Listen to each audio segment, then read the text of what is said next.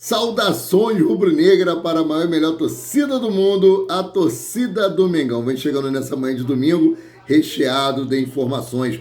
Vamos falar aí sobre seleção brasileira, aquele fato lamentável que ocorreu antes do jogo. Vamos falar aí sobre Gabigol, que está treinando na academia. Exatamente, o Gabigol não participou dos treinos aí com o elenco rubro-negro. Vamos falar aí sobre Léo Pereira e sobre a pichotada do Richarlison.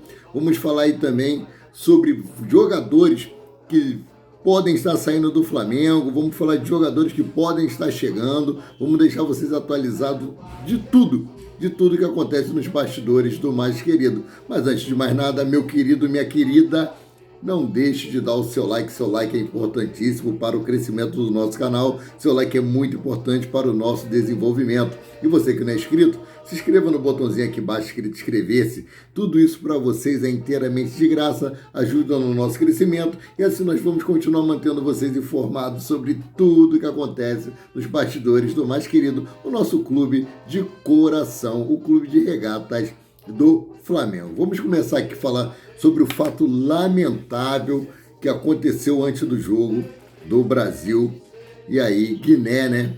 Guiné-Bissau. Rapaz, um jogo em cujo tema principal foi o combate ao racismo, né? E um dos seguranças do estádio lá na Espanha chegou para um assessor de Vinícius Júnior, tirou uma banana do bolso e falou que sim, essa daqui é a minha arma contra você. Cara, não dá para entender como um país de primeiro mundo, como eles dizem, ainda achar normal esse racismo, né? Essa maneira de tratar a pessoa que tem a cor da pele diferente da deles. Não tem lógica. Eu acho que a CBF deveria ter tomado uma providência no ato que aconteceu, teve ocorrido, e ter cancelado o jogo. Se aqui no Brasil a regra é essa, se houver um caso de racismo é para cancelar a partida, não era nem para ter começado esse jogo, né? Infelizmente a partida começou e eu espero que seja identificado esse criminoso que cometeu mais esse ato de racismo. E nós vamos falar mais sobre isso aqui durante a matéria, só um desabafozinho. Falar em desabafo, Vinícius Júnior fez um desabafo com relação a isso. Eu já sofri um caso desse em 2019. Cara, é muito doloroso, doloroso para quem já passou por isso. O ato de racismo dói, e dói na alma. Então, vamos aqui falar mais um pouquinho sobre esse jogo e depois voltamos para esse assunto aí. O Richarlison, né, que veio aí em coletiva de imprensa, que falou que a camisa 9 é dele, que ele é o homem gol da seleção brasileira, perdeu um gol aí praticamente feito, né, e não perderam tempo nas redes sociais e o compararam aí a Léo Pereira. Por que Léo Pereira? Léo Pereira é zagueiro, né?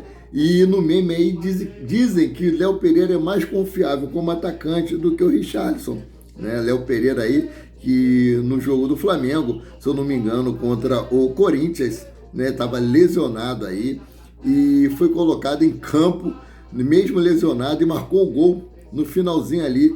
O técnico Jorge Sampaoli já havia feito as 5 substituições, não tinha mais como tirar Léo Pereira, ele foi lá para o ataque no finalzinho do jogo ali, no apagar das luzes, o Léo Pereira foi e fez um gol aí, ajudando o Flamengo. E o que há de incomum entre o Léo Pereira e Richarlison? Porque os dois, né, na atual temporada de 2023, tem 3 gols. Exatamente isso, né? Foi o terceiro gol do Léo Pereira aí na temporada contra o Corinthians. E o zagueiro e o atacante aí do Tottenham, né, o Richarlison, tem o mesmo número de gols na temporada aí do que o nosso jogador, nosso zagueiro Léo Pereira, né? Na temporada aí 2022-2023, o Pomba aí só tem 3 gols. Como é que um cara desse pode vir a público e cantar uma marra dessa, né? Dizer que é artilheiro, um artilheiro sem gols. Se ele está ali no ataque da seleção brasileira, eu acho que é muito mais do que peixada, do que por merecimento. Então, eu prefiro aí o nosso Léo Pereira do que o tal do Pombo. Agora, vou trazer aqui o desabafo de Vinícius Júnior após o ocorrido aí com o seu assessor, né? Ele disse o seguinte aqui, ó. Enquanto eu jogava com a já camisa histórica preta e me emocionava, meu amigo foi humilhado, ironizado na entrada do estádio. O tratamento foi triste. Em todos os momentos duvidaram da cena surreal que aconteceu. Os bastidores são nojentos, mas para deixar tudo público, pergunto aos responsáveis aonde estão as imagens das câmeras de segurança, fecha aspas, declarou Vinícius Júnior aí por suas redes sociais. Isso tem que ser apurado a fundo. Câmeras tem tudo quanto é lugar ali naquele estádio. Então, tem que requerer as imagens e esse marginal, esse criminoso, tem que ser punido no rigor da lei. Então, vamos trocar aqui de assunto. Bom, apesar desse fato lamentável aí, né? Os jogadores da seleção brasileira aí optaram por seguir o compromisso que tinham aí contra a Guiné. Os 11 em campo, né? O Brasil de Ramon Menezes, o técnico interino, venceu aí por 4-1. Vinícius Júnior fez um dos gols do duelo. Os 3 outros gols restantes foram aí por Joelilton, né? Estreante da seleção brasileira, estreou fazendo gol. Rodrigo e Éder Militão. Outros destaques aí do duelo ficaram por conta da boa atuação de Ayrton Lucas e assistência de Lucas Paquetá. Lucas Paquetá, que é cria do Flamengo, Ayrton Lucas, cria do Fluminense, mas que hoje joga com o manto sagrado rubro-negro. Então, vamos trocar aqui de assunto, né? Agora vamos falar algo inusitado que aconteceu na noite de ontem. Marcos Braz e a dona Leila Pereira, presidente do Palmeiras, se encontraram no restaurante aqui no Rio de Janeiro, né? A reportagem Coluna do Fla apurou que os dirigentes se encontraram por acaso. Não foi nenhuma reunião agendada, né? Como mencionado anteriormente. Marcos Braz e Leila Pereira, no entanto, não se sentaram nas mesmas mesas, né, sentaram em mesas separadas, mas a outra coisa que aconteceu aí,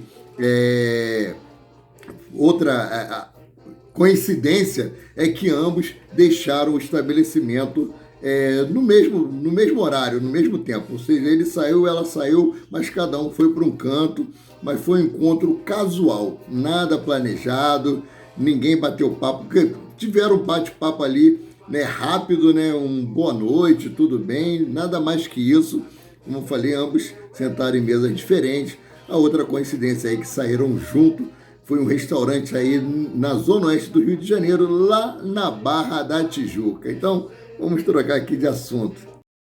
Flamengo encerrou na manhã de ontem aí, sábado, a sua mini pré-temporada, né? O Flamengo aí que deu 2 dias de folga para os jogadores, depois da vitória contra o Grêmio. Os jogadores folgaram aí na segunda e na terça-feira, e na quarta-feira começou aí o treinamento já visando o restante da temporada de 2023. Né? O técnico Jorge Sampaoli aproveitou esse período da data FIFA para dar treinamento em período integral, ou seja, manhã e tarde, né? Uma tarde aí chegando aí já mais para a parte da noite. O que nós temos a destacar nesses dias de treino é que o Gabigol não treinou na quinta-feira com o elenco, não treinou na sexta-feira e não treinou ontem também. Gabigol fez trabalho na academia, trabalho aí de equilíbrio muscular. Né? Sabemos que o Gabigol aí, ele ficou um tempo parado, né? E desfalcou o elenco rubro-negro em algumas partidas, entrando aí no jogo contra o Grêmio no primeiro tempo e sendo sacado aí no intervalo. Então, dentro do jogo contra o Fluminense, né, pelo jogo de volta das oitavas de final da Copa do Brasil, o Gabigol vem recebendo uma atenção especial do departamento médico do Flamengo aí, né? Sendo aí supervisionado, o atacante segue o cronograma de reequilíbrio muscular para zerar com as dores na região do quadríceps. Né? Por conta das dores, Gabigol ficou de fora aí dos jogos contra o Vasco, no Brasileirão, e contra o Racing, pela Libertadores da América. Já diante da partida do Grêmio, né, ele voltou a jogar entre os titulares, porém foi substituído no intervalo da partida, como eu já havia dito. A expectativa é que ele esteja à disposição do técnico Jorge Sampaoli já no próximo compromisso da temporada aí do Mengão. É isso aí. Então, não é nada que possamos nos preocupar muito, né? O Gabigol está fazendo esse trabalho de reequilíbrio para poder zerar completamente o problema dele do quadríceps. Só que era o período que ele poderia estar aí tendo o treinamento tático, técnico, né, com o Jorge Sampaoli, mas esperamos que ele volte 100% e ele já deve voltar a treinar normalmente na segunda-feira, porque hoje o Jorge Sampaoli, né, ele havia dito anteriormente que daria esse treinamento para o elenco do Flamengo em período integral até sexta-feira e sábado e domingo faria treinamento na parte da manhã. Mas devido à evolução dos jogadores, ele preferiu aí abrir mão e liberou os jogadores hoje, domingo, para eles poderem folgar e voltar normalmente aos treinos a partir de amanhã, segunda-feira. Um dos outros destaques que teve aí nesse treino foi uma foto que foi tirada de Everton Ribeiro, foi tirado de Bruno Henrique aí, ele subindo para cabecear uma bola aí, subiu mais de 2 metros de altura, né? Deixa até a foto aí para vocês verem. O Bruno Henrique está 100%, está voando baixo e para mim é um dos grandes reforços que o técnico Jorge Sampaoli ganhou para a temporada. O Bruno Henrique estando aí 100%, cara, vai ser um ataque aí muito difícil dos adversários poderem segurar. Vai ser uma grande dor de cabeça para o técnico Jorge Sampaoli, uma dor de cabeça boa, saber como é que ele vai montar esse time aí com o retorno de Bruno Henrique. Bruno Henrique está muito, muito, muito bom. Bem antes dele estar 100%, ele já estava voando nos treinos, quiçá agora, né, que ele já foi liberado pelo departamento médico. E por falar em próximo compromisso do Flamengo, o Flamengo busca aí melhorar o seu aproveitamento fora de casa no Brasileirão aí contra o Red Bull Bragantino. O Flamengo aí tem um novo desafio na competição, que é melhorar os números, né? Para isso, o Flamengo quer superar o Bragantino dentro do estádio Nabi Abichedi, ou mais conhecido aí como Nabizão. Após 10 partidas realizadas aí no Campeonato Brasileiro, o técnico Jorge Sampaoli vai tentar de todas as formas melhorar. Por quê? O Jorge Sampaoli já realizou 4 jogos fora de casa, né? Dentre esses 4 jogos, o Flamengo venceu 2 e perdeu 2, ou seja, com 50% de aproveitamento. E além desse jogo contra o Red Bull Bragantino no dia 22, no Nabi Abichedi, ele também vai ter um jogo contra o Santos, né, lá na Vila Belmiro, lá na Baixada Santista, no domingo, dia 25, às 18 horas e 30 minutos. São 2 jogos importantíssimos, são 6 pontos que, se o Flamengo conseguir conquistar, e dependendo aí do que acontecer com os líderes Palmeiras e Botafogo, o Flamengo pode chegar na liderança do campeonato até o final da semana que vem, até o domingo que vem. Então tudo pode acontecer. Então, mediante o que o técnico Jorge Sampaoli vem exigindo e vem querendo desse elenco, é bem provável que realmente aí nós possamos conseguir alcançar a liderança na 12ª rodada do Campeonato Brasileiro. Um time que até outro dia estava na 16ª colocação. Então, mais outra coisa aí também que eu tenho para trazer é sobre uma entrevista do Jorge Sampaoli na Flá TV. Ele falou sobre ter vindo assistir um jogo no Brasil, o jogo do Palmeiras, eu não lembro qual era o adversário, e ele ficou espantado em ver os torcedores vibrando quando a bola era jogada para fora, para ganhar tempo. O Palmeiras estava vencendo a partida, era um jogo importante, né, pelo que ele narrou, e ele achou aquilo estranho. E ele vem chamando muita atenção desde quando ele chegou no Flamengo, que ele vem pedindo carinho pela bola.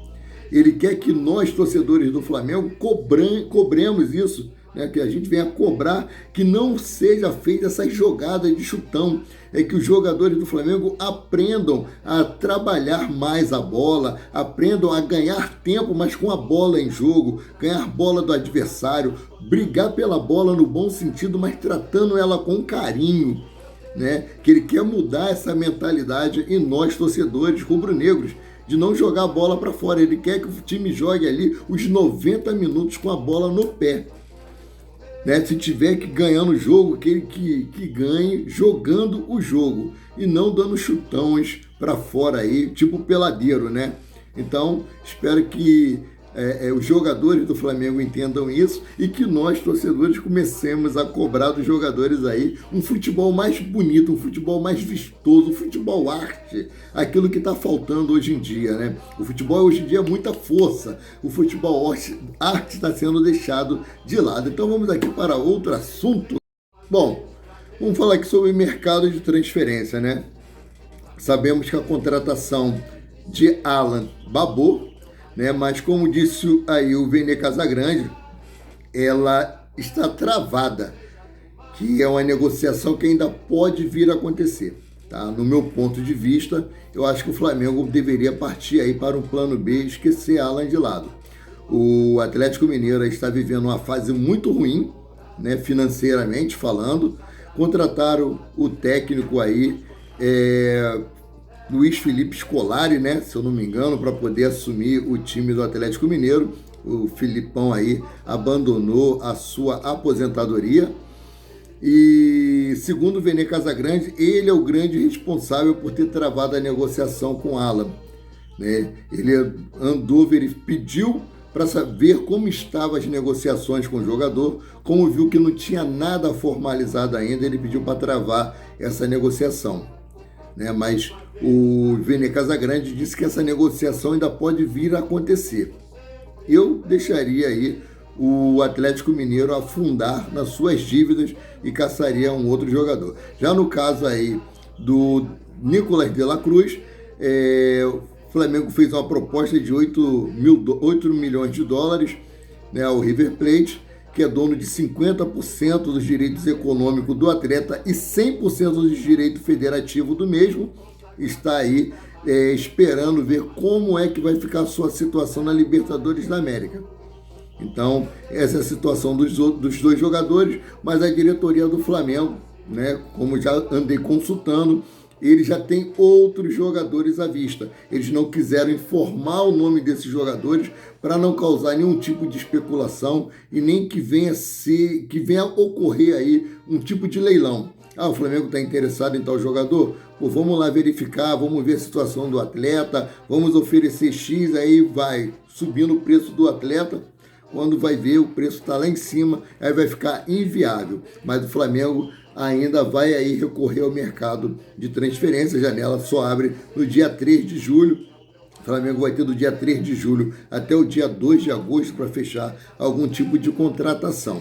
Então esperamos aí que o Flamengo venha conseguir trazer bons jogadores para reforçar o nosso elenco. De certo mesmo, nós temos o Luiz Araújo e nós temos o goleiro Agostinho Rossi. Galera, essas são as notícias que eu tinha para trazer para vocês agora na parte da manhã. Chegou até aqui, deixe o seu like, não é inscrito, inscreva-se no canal. Eu devo trazer um novo vídeo por volta de 11 horas ou meio-dia.